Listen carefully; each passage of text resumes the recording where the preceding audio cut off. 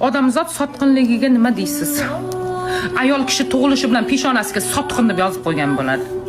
Uni tug'ib katta qilgan, bor mehrini bergan, ulg'aytirgan ota-onasini ikkinchi o'ringa qo'yadi. Bitta erkak uchun. Peshonamga shu yozilgan ekan deydi. Uni sevadi, ardoqlaydi, umrini beradi, yoshligini, go'zalligini, mehnatini, vaqtini, hamma narsasini bitta erkak uchun sarflaydi. Jigarlari, aka-ukasi, opa-singlisi, ota-onasi hammasi oxirgi o'rinda turadi, faqat eri uchun.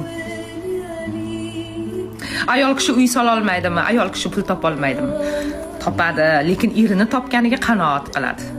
Eridan ko'proq pul topgan paytida ham erini xudoyim deb hisoblaydi baribir. Ayol kishi juda sotqin bo'ladi.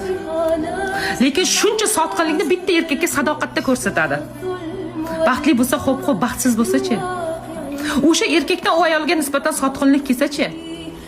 Hamma narsani sarflagan paytida o'rniga boshqa ayolni qo'ysa-chi?